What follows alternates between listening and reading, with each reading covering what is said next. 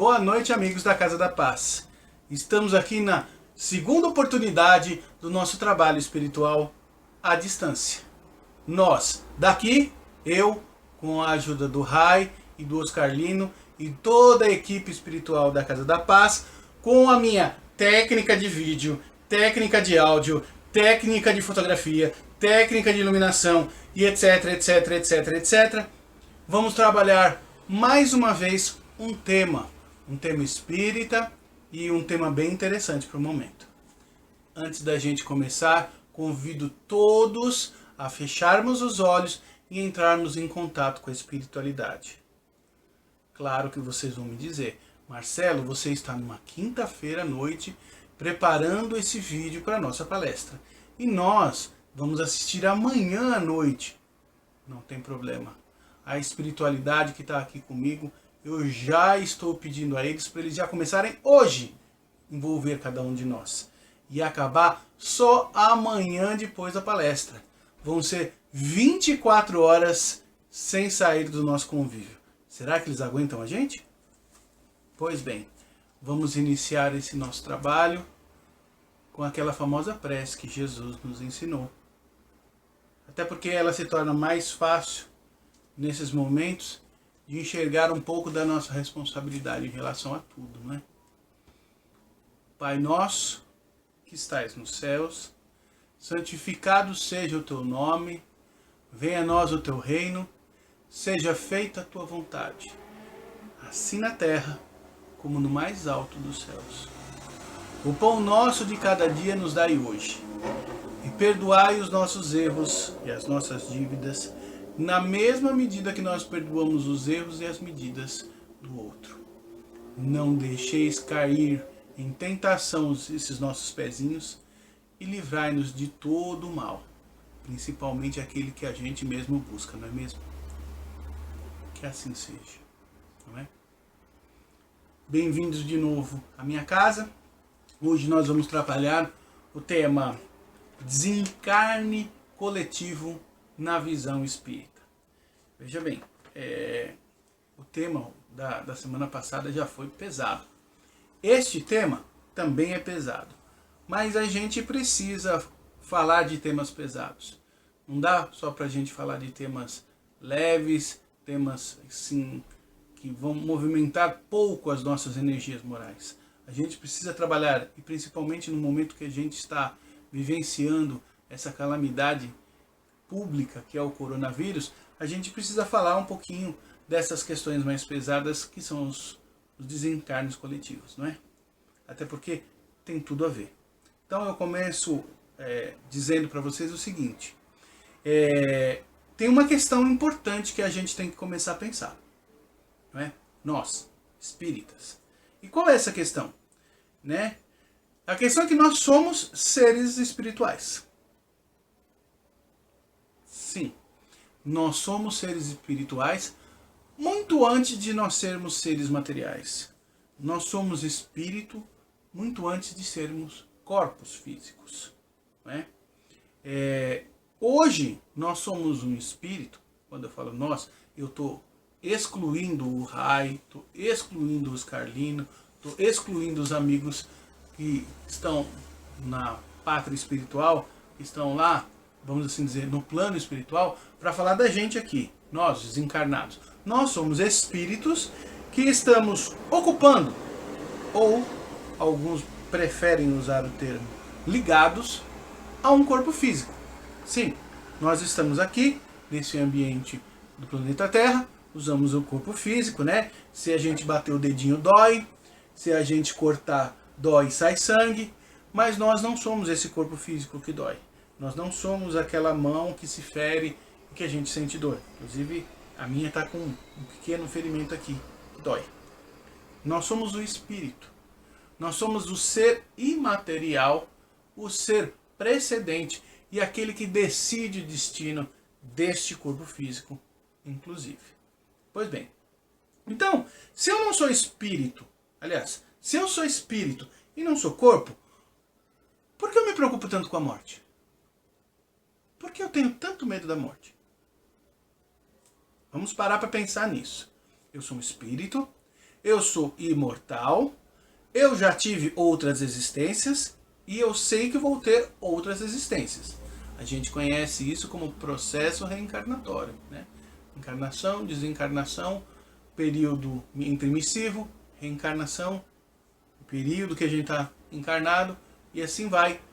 E sucessivamente nós já passamos por outras mortes. E ainda iremos passar por mais algumas. Isso é um fato.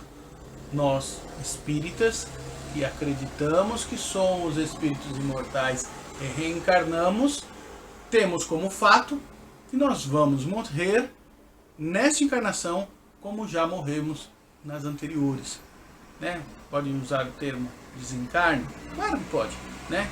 Eu gosto do termo morte mesmo.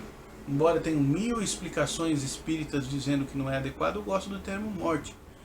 Porque, inclusive quem pensa na questão da morte como a destruição, o fim, está errado. A morte não é nem o fim para o espírito, que ele se desligando do corpo físico, fica no plano espiritual, fica no mundo espiritual, fica mais próximo em situação do Oscar Lino e do Raimundo, né, do que a gente encarnado, e também não é a destruição do corpo físico. Todos os elementos que compõem esse nosso corpo físico, ele é formado de moléculas, e as moléculas são formadas de átomos, né? Cada órgão da gente é formado por moléculas, por átomos. Eles vão se desintegrar, e desintegrando-se, eles vão voltar ao seio da natureza, de forma que vão alimentar outros corpos. Como é que eu posso explicar isso para vocês? De uma forma simples, né? As árvores pegam nutrientes do solo. E quem tem plantinha sabe que às vezes a gente tem que adubar. Quando a gente aduba, a gente utiliza material orgânico. O nosso corpo é orgânico. Então, quando o nosso corpo se decompõe, ele libera material orgânico na terra. E aí a árvore se utiliza desse material orgânico, as plantinhas se utilizam de material orgânico, a melancia é formada de material orgânico, a couve, ou é o couve, e agora não importa, mas ele é formado de material orgânico, e a gente acaba se alimentando de materiais orgânicos.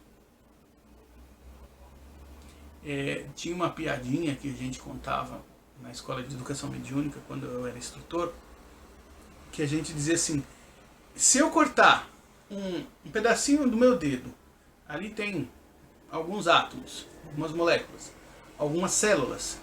Este material, ele já pertenceu a quantos corpos?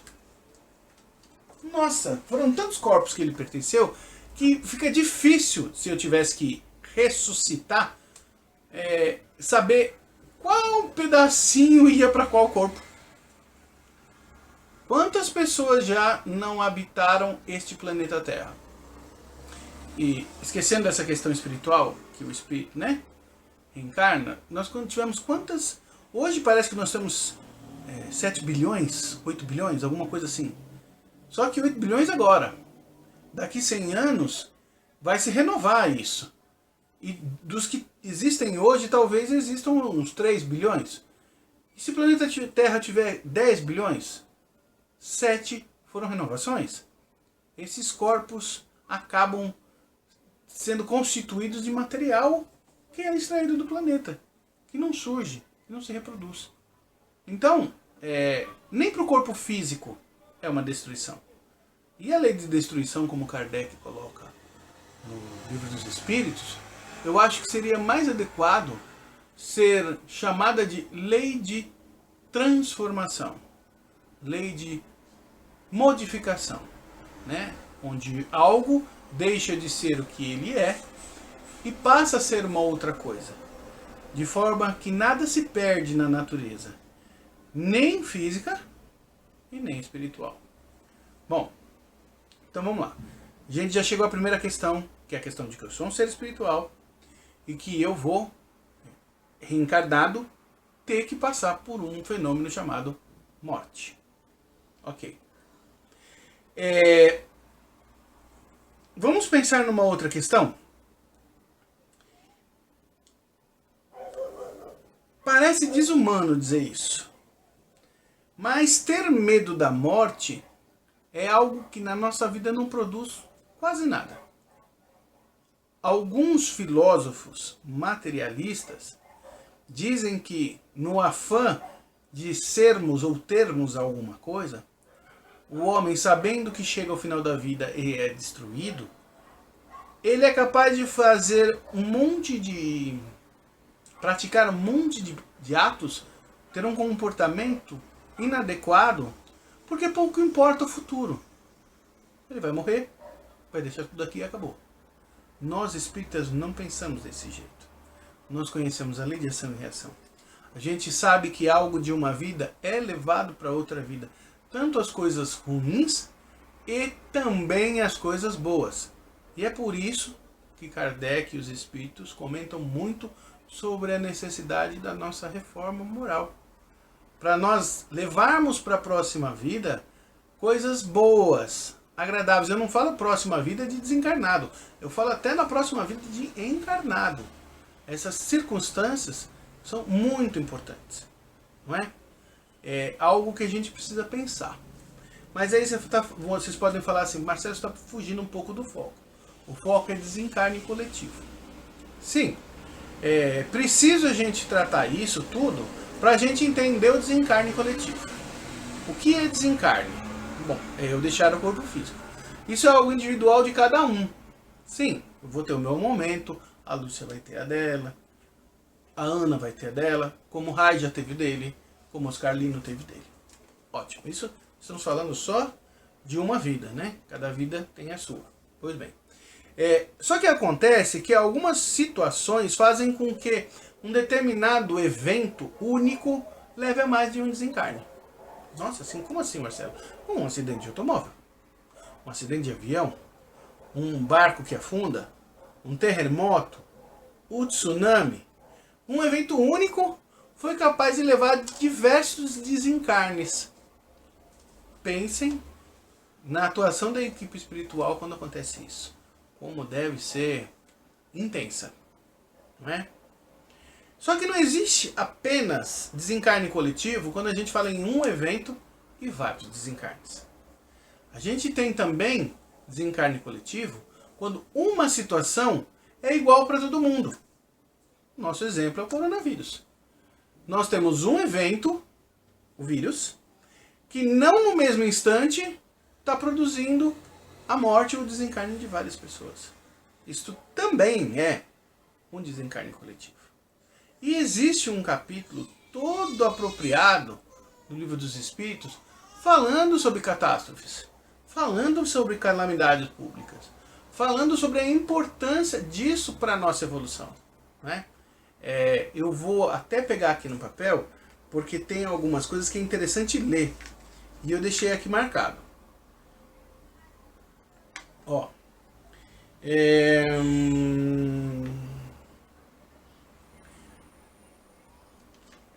A questão é o propósito. Primeiro, você fala assim, poxa, desencarne coletivo. Qual o propósito disso, Marcelo? Um dos primeiros propósitos que tem é uma combinação daqueles espíritos que vão desencarnar, ainda quando estão no plano espiritual, para sofrer determinado evento, porque eles têm ou uma ligação de situação igual, ou uma necessidade igual de desencarnar. Por exemplo, pessoas que lutaram na guerra, né? Poxa, eu matei muita gente na guerra. Então, eles podem coletivamente se reagrupar, o espírito, né, depois de morto, e falar assim, olha, vamos passar por tal prova, vamos passar por tal situação. Isso pode ser interessante para o nosso desenvolvimento espiritual. Sim. Ou pessoas que têm situações semelhantes. Fulano é enganador, o outro também é enganador. Então vamos reunir espíritos enganadores que não têm situações comuns, que não viveram nas mesmas épocas, que não passaram pelas mesmas situações, mas que para eles também é produtivo aquele desencarne coletivo. Isso a gente está olhando para o aspecto individual do espírito, mas existe um aspecto coletivo importante para a sociedade. O nosso desenvolvimento intelectual e moral, ele tem um curso, ele tem uma velocidade. Nós vamos aprendendo algumas coisas diante das necessidades que surgem na nossa vida, e isso tem uma velocidade. Quando acontece uma catástrofe, por exemplo, um terremoto, a gente percebe uma mobilização social muito grande para socorrer as pessoas. A gente está vendo isso no coronavírus. A gente está vendo pessoas que estão deixando alimentos ou entregando alimentos para motoristas de caminhões na estrada, porque sabem que eles não têm que se alimentar e sabem a importância daquele motorista de caminhão levando aquela carga de um lado para o outro. Isso é uma visão moral interessante que antes a gente não via.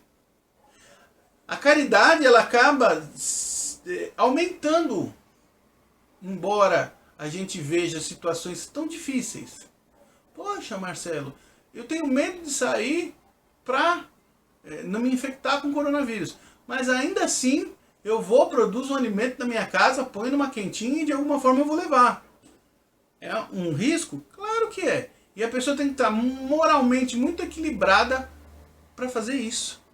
Então, essas catástrofes, essas pandemias, essas calamidades públicas, elas são impulsionadoras desse desenvolvimento do sentimento de humanidade, do sentimento humanitário, do desenvolvimento da caridade, da expressão de um amor, até por pessoas que a gente nem imagina que um dia iria encontrar na vida. É salutar a gente enxergar, muito embora, volto a dizer, parece até desumano. Poxa, vai ter mortes? Vai ter situações de, vamos assim dizer, sofrimento? Sem sombra de dúvida. A morte em si, eu acho que a gente não deveria realmente se preocupar, porque é um evento natural. É claro que eu também não quero morrer. E tudo que eu puder realizar para minha segurança, até por conta daquelas questões de autodefesa, de autoproteção, né? É um instinto natural nosso se proteger e querer viver. E isso é importantíssimo. Mas não é algo que a gente deveria se preocupar com a morte. A gente deveria talvez se preocupar um pouco mais com o sofrimento, com a dor do outro, com a necessidade do outro, do que eu posso fazer para auxiliar o outro. E esta preocupação, ela vai, na nossa mente, ela vai adubando boas ideias. Ela vai fazendo com que a gente desenvolva o nosso senso moral. E é isso que as pandemias vêm trazer pra gente. É isso que as catástrofes vêm trazer pra gente. Traz um desarranjo social intenso, né? A gente pode até fazer uma questão interessante. Volto a dizer que a gente não está aqui fazendo questão política, a gente não está trazendo questão partidária e a gente não está fazendo crítica a nenhuma ideologia, seja de qualquer natureza. Mas é interessante você ver uma notícia onde as pessoas estão preocupadas e com medo de se contaminar, os trabalhadores, enquanto a gente vê, por outro lado, pessoas mais afortunadas, patrões com carros de alto poder aquisitivo, saindo na rua para exigir que aqueles outros que andam de ônibus e têm uma maior probabilidade e possibilidade de se contaminar, para que eles voltem a trabalhar. Olha só, é aquela história. A gente vem para a Terra, existem valores que a gente tem que trabalhar dentro de nós. Qual o principal valor? A vida? Qual o principal valor? O ser? Qual o principal valor? O ter? Qual o principal valor? Um carro? Uma casa? Filhos? Quais são os principais valores que a gente tem que desenvolver? É claro que um não exclui o outro. Um fica em uma posição, é como se fosse um degrau, uma escada, né? Cada um dentro da sua posição. O mais importante, sem dúvida, é a vida. Por quê? Porque é através dessa nossa vida física que nós somos capazes de desenvolver o nosso potencial intelectual, que é capaz da gente desenvolver os nossos sentimentos, que é capaz da gente desenvolver as nossas questões espirituais, que é capaz da gente desenvolver afetividade, relacionamento, muito embora muito dessas coisas possam acontecer lá no plano espiritual, mas é aqui que nós colocamos em prática e em ação todas essas questões. Então a vida é importantíssima para o nosso desenvolvimento, para a nossa evolução. E daí decorre todas as outras coisas. Você sem vida, de que vai te adiantar ter um carro, ter uma casa? Absolutamente nada. Então assim, a gente precisa repensar valores. E repensar valores, às vezes, exige que a gente revolva o nosso íntimo. É como se a gente tivesse um monte de terra para adubar e quisesse só colocar o adubo por cima. Quando na verdade a gente precisa revolver aquela terra, né? O arado faz isso no campo para que o agricultor possa plantar. Ele não simplesmente joga a semente em cima da terra, não é assim que funciona. Tá lá um esforço de arado, de preparar a terra, de colocar a terra fofa, de fazer a adubagem daquela terra para colocar sementes novas. E a gente precisa fazer todo esse esforço para colocar sementes novas, tanto intelectuais, quanto morais e quanto sentimentais dentro de nós. E ao mesmo tempo arrancar algumas ervas daninhas. Esta questão evolução moral é de suma importância. E às vezes se torna necessário um evento cataclísmico como esse para a gente poder fazer repensar, né? A gente olha no seio social, será que a gente enxergava que os valores estavam tão alterados? Será que a gente enxergava, como a gente ainda não enxerga, pessoas na rua precisando de apoio e não tendo? Será que precisa um evento desta proporção para a gente perceber que existem pessoas com muito e pessoas com pouco? Será que é isso que Jesus queria para a gente? Ninguém está falando que nós temos que pegar tudo que a gente tem e tem que sair dando para outras pessoas. Nós, para termos alguma coisa, a gente se preparou. E o outro que às vezes não tem, não se preparou. Ele não vai saber dar o mesmo valor que a gente dá. Né? Existe um monte de questões que a gente tem que pensar desse jeito. Mas também não é lícito que o outro passe fome. Que o outro passe necessidade quando nós temos condições sobrando para ajudar muitas vezes. Não é? Às vezes, esse ajudar não precisa nem ser exatamente algo material, quando a gente não tem. Às vezes é uma conversa, às vezes o ouvir o outro, às vezes é o pensar com o outro as soluções para alguns problemas. Tem pessoas que estão tão despreparadas que ela precisa que a gente age parecido com crianças da escola. Olha, vamos fazer assim, vamos fazer assado, vamos fazer daquele outro jeito, e a gente vai desenvolvendo o caminho juntos. E isso é caridade também, da mesma forma, e bem desenvolvíveis nesse período. Então, eu queria que vocês parassem para pensar o seguinte. Essas catástrofes têm esse propósito que você falou, mas é único? Não, não é. Nós estamos aí com os espíritos falando pra gente que a gente está saindo do planeta de provas e expiações para ir para o planeta de regeneração, né? Uma classificação que tem lá no livro dos espíritos, não, de provas e expiações para regeneração. E essa transformação vai ser uma transformação dolorida, precisa ser. Toda mudança ela tira coisas do lugar para pôr em outro lugar. Imagina só, quem nunca se mudou de uma casa para outra, talvez não sabe o que é isso, mas quem já fez mudança sabe o quanto é complicado. Mas a gente precisa fazer essa mudança. Então, esta transformação de provas e expiações para regeneração implica nessa necessidade que nós temos de esse rearranjo espiritual nosso e rearranjo espiritual do próprio planeta. E por que não dizer da sociedade? Se a gente pensar nessa sociedade como um organismo vivo, que nós somos uma célula dela. Né? Então, vamos parar com o medo, porque o medo não vai nos levar a lugar nenhum nesta ocasião. O medo é capaz de nos paralisar, o medo é capaz de fazer com que a gente tome decisões equivocadas e que a gente pode se arrepender, né? Pode fazer com que a gente fique tresloucado, quando não dizer psicótico. O medo é capaz da gente fazer tudo isso. E a gente precisa controlar. Afinal de contas, quem é o inteligente nessa história? Eu ou o medo? Eu sou a inteligência. Não é? Então eu tenho que aprender a controlar as ferramentas que eu tenho na minha mão.